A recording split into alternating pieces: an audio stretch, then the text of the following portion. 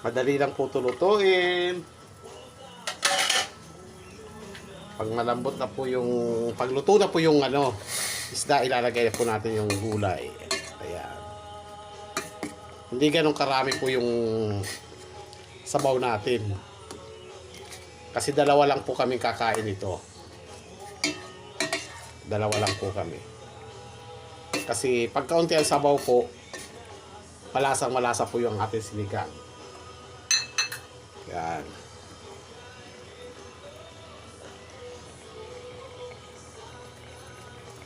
Lagyan na po natin ang sili. At yung okra. Yan.